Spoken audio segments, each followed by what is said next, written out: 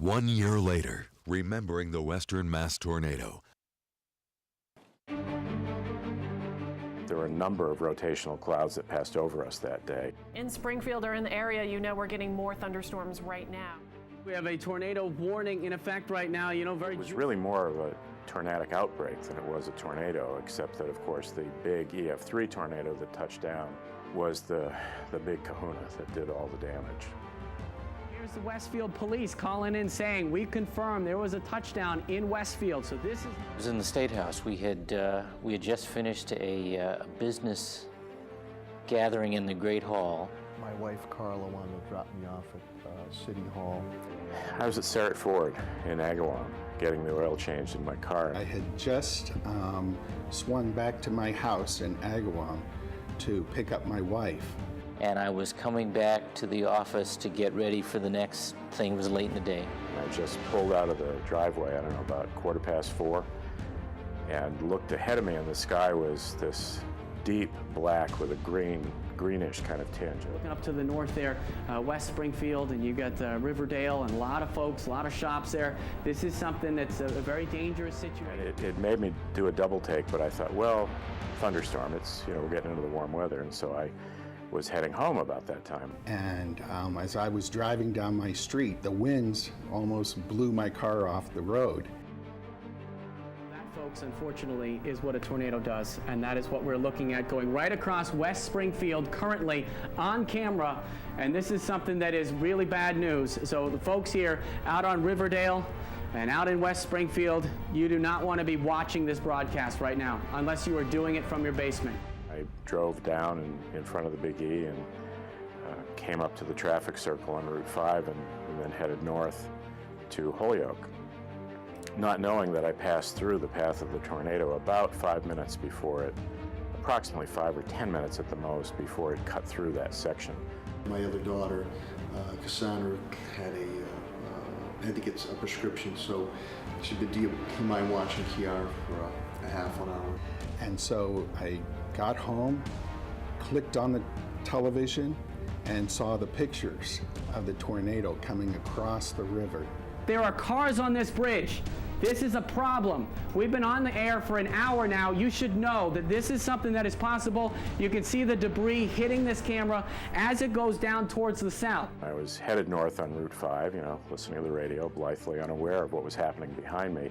This is a really bad situation. You really need to stay inside and aware. My son was at work in Springfield, and so certainly we were just devastated trying to contact him and to figure out how to protect him. I started to get the emergency paging and calls that we were getting hit by tornadoes. My wife called and she said, honey, there's a tornado in Springfield. Now take that and multiply it towards the city that we love and all of the people in the same situation he was in.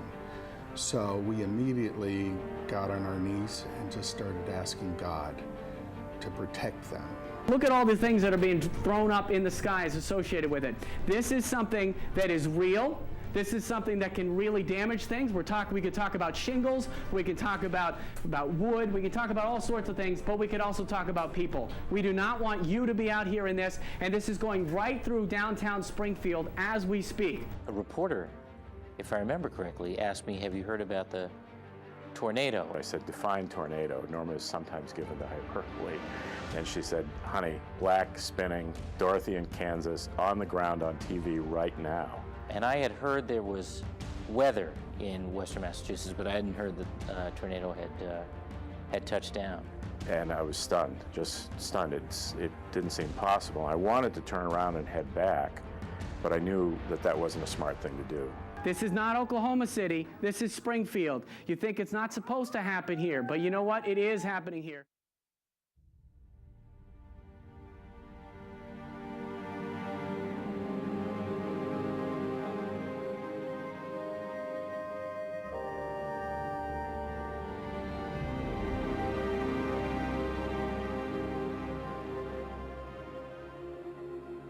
God works in mysterious ways. This tornado hit at 4:37 p.m.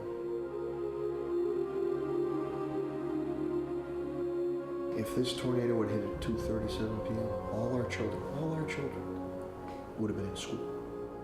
Now, this is video that just came in about a half an hour ago, 40 minutes, of a school in Westfield. As you can see, everything is just tossed around off the desks. There's a giant truck flipped over on Memorial Bridge. It looks like a train just came flying through, taking everything out. There's trees down. There's water spurting up from a building that looks like it was torn up across into West Springfield. There's just a lot of damage. There's traffic backed up for miles, trees down everywhere. There's people out of their cars. Everything seems really confusing. No one knows what to do. If this hit at 4:37 a.m., we would all been asleep. We have shown you this video from other states and other storms a lot of times, and there are programs on TV that people pop popcorn and sit down and take a look at because it's compelling video, and it is, but this is real. This is Westfield, this is Western Mass, this is an entire line across an incredible amount of population. There are tornadoes in Oklahoma. They just ran along and ripped up some cornfields and whatnot, but when it comes down and touches down in a populated area, it's never a good thing. The first 24 to 72 hours, we were in search and rescue. I had spoken with the mayor of Springfield, the mayor of West Springfield, and the emergency management folks on the ground. And there was an unusual level of alarm. It was so hot in here, we were literally dripping with sweat. And all of us were first responders. And we were frantically trying to get on our cell phones or the walkie-talkies, but cell phones to our we were trying to contact our families, all the first responders, because we were on site, trying to tell them to hunker down, get in the basement, get safe. You couldn't get through to anybody. You're listening for the data and the facts, and mindful that the facts are incomplete in the very early hours, but there was an unusual heightened alarm really in the tone of people's voices. I would get the various update reports, and I would always ask, what's the count? What's the count?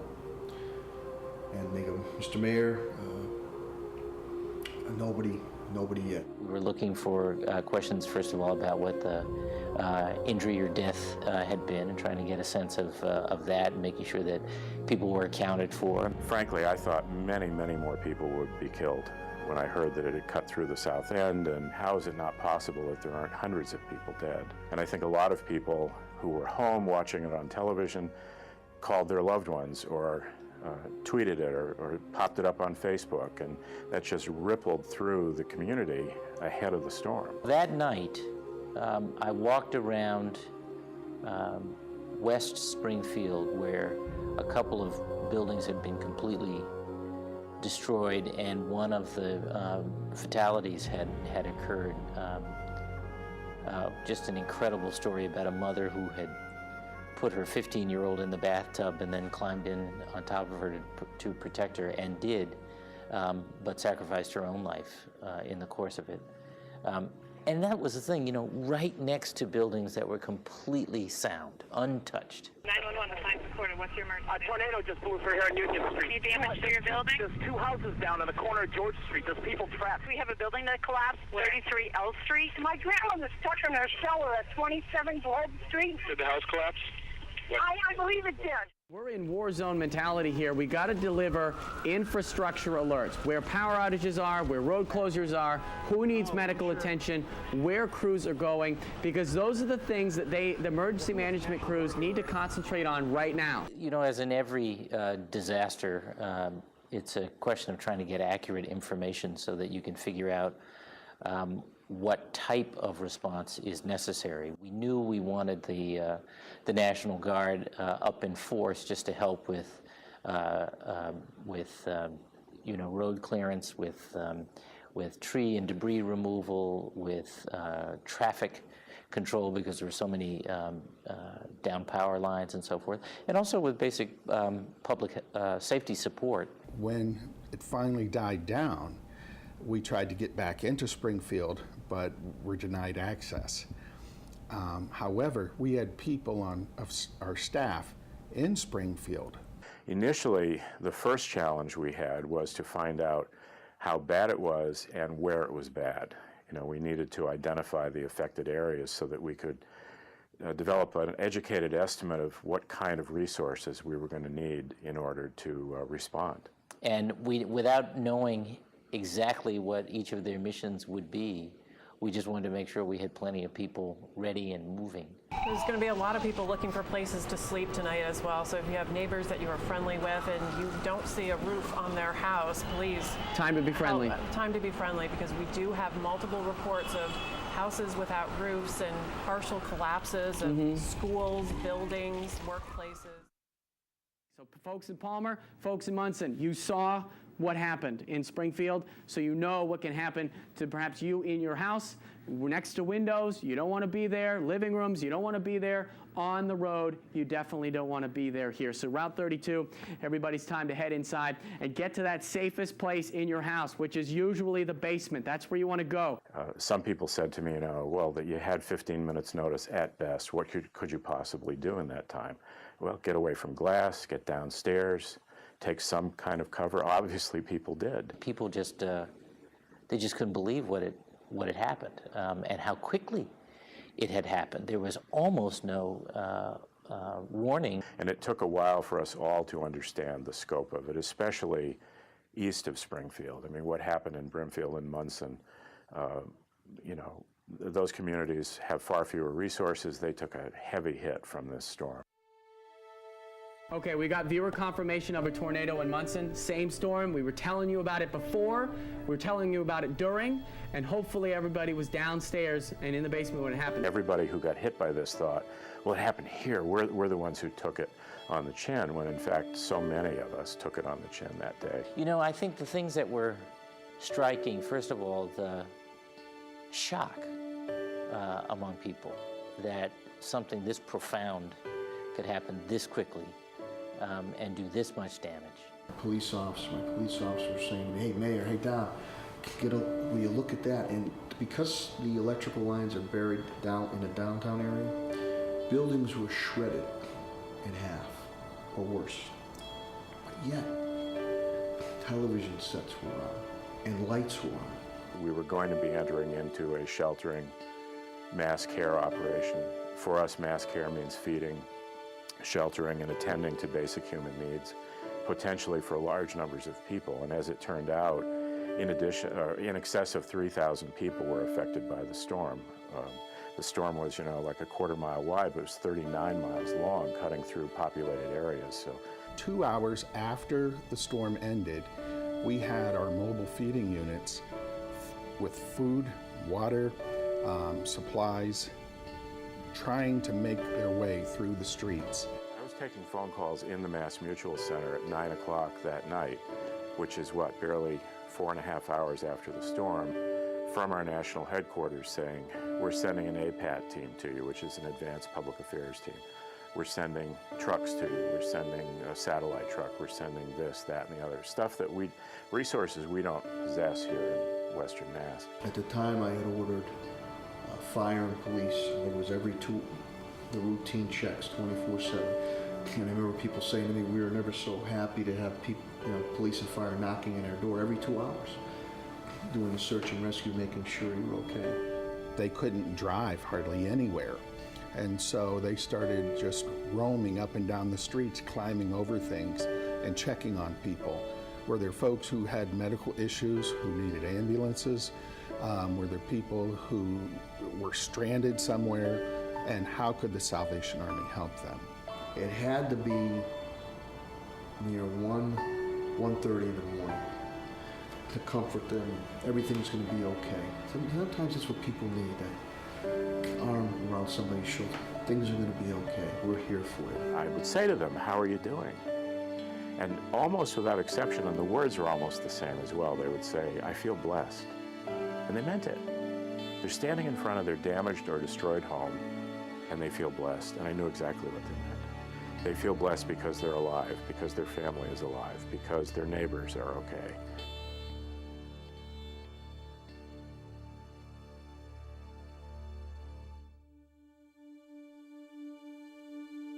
it was extraordinarily quiet. Do you remember how bright it was the next day and clear? Just this incredible calm after this extraordinary destruction. I went home to check on my family, and we probably got an hour or a couple hours sleep. And people had told me, Mayor, you're not going to recognize Island Pond Road area. The wrath, devastation of that tornado.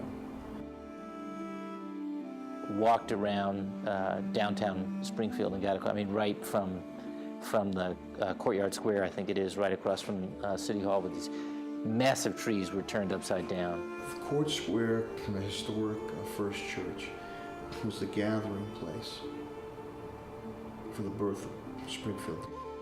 I walked out to see those trees, some were well over 300 years old, just flopped around like dominoes. And then down the street into the neighborhood south of downtown, which was just wrecked. Good Morning America, the Today program, CBS Morning News, South American media, Japanese media. It was unreal. And then when we got up in the air and followed the path of this 40-mile-long scar, it just took your breath away. The next day, when people came outside and stood and just looked at the devastation and tried to gather their minds, they weren't thinking about food. They weren't thinking about how to recover. They were just trying to figure out, what do we do? Where do we go from here? In Munson, the whole town center was demolished. The steeple of the church, of one of the churches downtown, was in the church front yard. Just wondering how they were going to get their lives back together, and wondering, I think, how much help there was going to be. We started to mobilize units that literally be out there handing, because people didn't have access to a computer, to a phone, to a television set or a radio, to hand out the information where they could go for help or what help was coming their way. Let's face it, if you weren't affected directly by the tornado, you know someone who was, right? You either work with them or it's like one or two steps removed. It affected so many of us. I must say that when we sat down in Munson and walked around Bethany Road and visited with people, I remember meeting a couple whose house was completely demolished, who had just made the last mortgage payment on their house.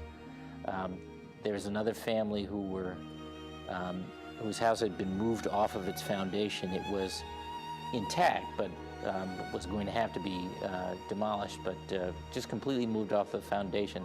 And they were carrying things out from the refrigerator for a graduation party for their daughter, who was supposed to graduate in the following week.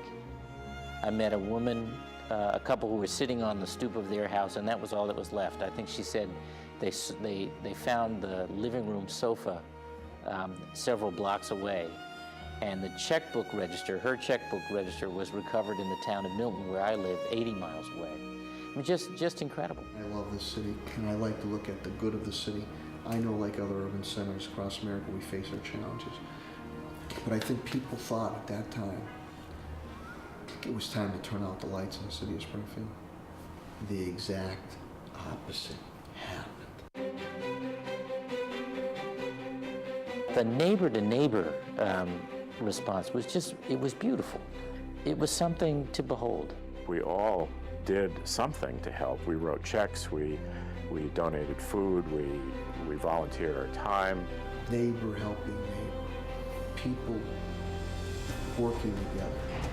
People now, friendships that will continue to evolve or even strengthened because of what happened. You know, I learned how important a bologna sandwich was. As we were able to bring food to them, bologna sandwiches, bottles of water, diapers for children, formula for children. I went out on one of the feeding vehicles. I would hop out of the truck and it would open the back doors and the smell of a hot breakfast would roll out into a devastated neighborhood, and people would come from all corners. You'd look at the neighborhood and you said, there's nobody here, and when you stopped the truck and opened the doors, you'd see a head pop up and you'd see somebody come from behind a building, and they were there trying to reclaim possessions or button up a damaged but not destroyed home. And they'd come to the back of the truck, and the first thing they would do is stand and smell the breakfast, just kind of drink it in, you know, because if you've been out working and you're uncomfortable and you're hungry, and then when that smell of a hot breakfast hits you, it's one of those beautiful, simple pleasures. Gloves. We went through thousands of pairs of work gloves because people were out there trying to remove these big things from their yard and brush, etc. And we would pull up and say, would you like a pair of gloves? And they thought we'd have handed them a $1,000 check because finally they could have some comfort to continue their tasks. And the ways in which people in the community, set aside their own personal recovery to come and offer some encouragement or food or a glass of water to folks who were helping them recover.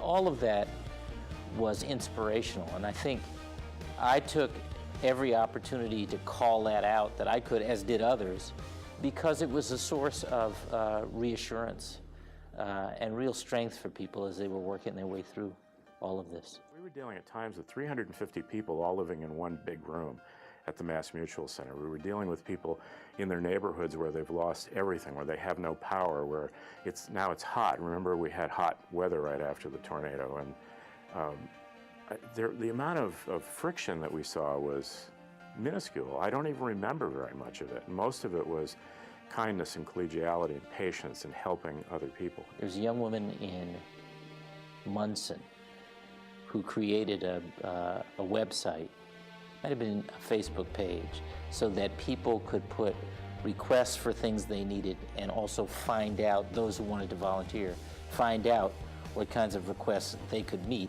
So there was a sort of a clearinghouse of information. It was brilliant. Hands were not thrown up, oh, woe is me, what are we going to do?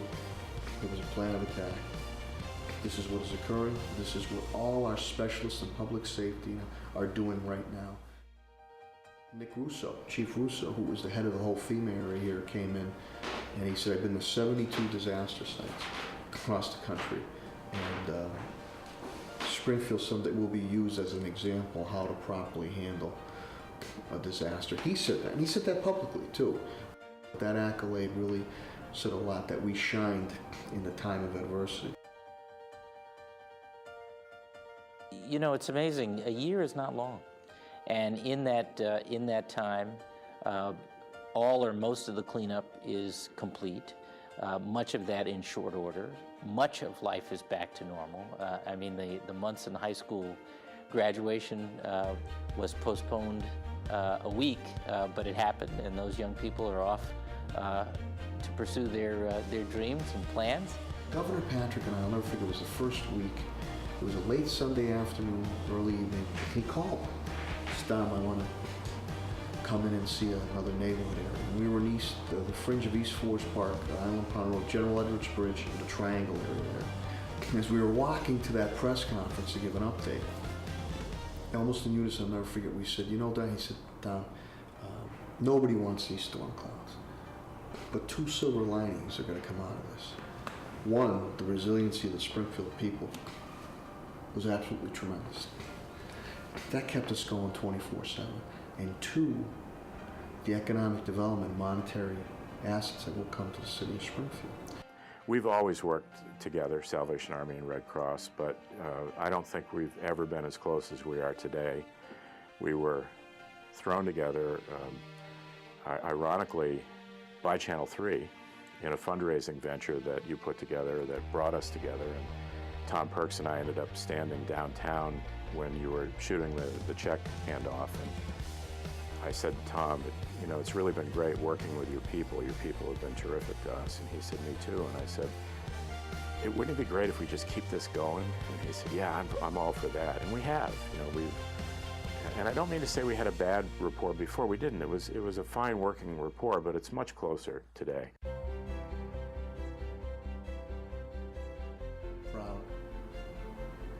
Proud. people want to knock the city all the time, and I just feel the glass is half full. People need to start to be bullish on the city of Springfield. I'm sure we have our urban challenges, but just when you thought, boy, Springfield has just taken too many haymakers now, they're never going to come back. Like I said, the exact opposite happened. I hope that we will seize the opportunity, particularly in Springfield, West Springfield, some of the urban centers that were affected, to rebuild better and to do that with a real plan.